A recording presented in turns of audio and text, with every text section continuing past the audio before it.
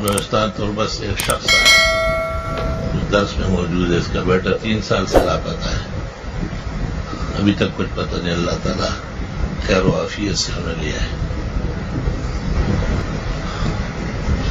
سورہ یوسف وہ 11 مرتبہ پڑھے اور پھر حلوہ پکا کے یا خرید کے فرید گنج شکر اور نظام الدین اولیاء کی روح مبارک کو بخشے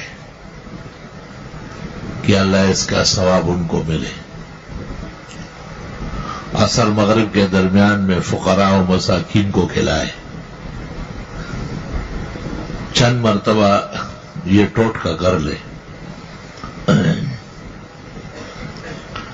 ہر وہ چیز جو گمشدہ ہو اور اس کے بظاہر ملنے کے دشواری ہو تو حلوہ بروح پاک گن شکر بدے، مجرب عمل ہے۔ 11 مرتبہ سورۃ یوسف پڑھتے، یوسف علیہ السلام بھی خیر و عافیت و سلطنت مصر اور نبوت تامہ کے ساتھ مل گئے تھے،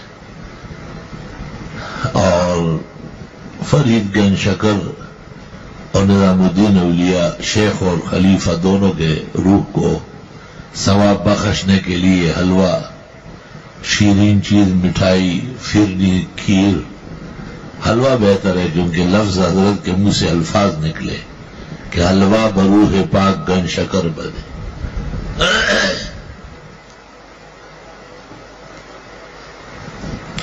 ہمارے ایک عزیز دوست تھے اور پولیس کے بہت بڑے افسر ہیں، تو اس نے فجر میں آ کے مجھے کہا کہ ایک شخص کو میں نے گرفتار کیا، جیل میں ڈالا، اب اس کی رہائی کا وقت آیا لیکن وہ آرڈر میرا نہیں مل رہا، مجھ سے پوچھا جا رہا ہے کہ اس کو بند کس کا قانون میں کیا ہے۔ اگر وہ آرڈر نہیں ملا، فائل نہیں ملا تو میری خیر نہیں۔ میں نے ترمذی شریف کے درس میں آنے سے پہلے 11 مرتبہ سورۃ یوسف پڑھی اور ایک طالب علم کو کہا کہ سامنے سے تیار حلوہ لے آؤ، وہ 1 کلو حلوہ لے آیا۔ میں نے کہا بس یہ جو آس پاس طلبا وضو خانے میں بیٹھے ہوئے ہیں نا، ان کو دے دو تھوڑا تھوڑا کر کے۔ وہ وہاں بانٹ رہا تھا، وہ ادھر فون آیا کہ یہ مل گیا ہوا ہے۔ لا الہ الا اللہ۔ اور معلوم تھا، فوراً کہنے لگا ماشاء اللہ کوئی زبردست عمل کیا۔ میں نے کہا ایک چھوٹا سا عمل ہے، بزرگوں کا مجرب ہے، وہ ابھی جگ کا بس فائل مل گیا اور کام ہو گیا۔ ادھر منصور بھائی ایک واقعے میں بہت غمگین تھے اور بہت بڑا جھگڑا ان کے لیے کھڑا تھا، ان کے لیے بھی اس طرح یہ عمل مجرب کیا گیا۔ 2 یا 3 دفعہ میں ان کو بھی ایک گمشدہ کاغذ مل گیا۔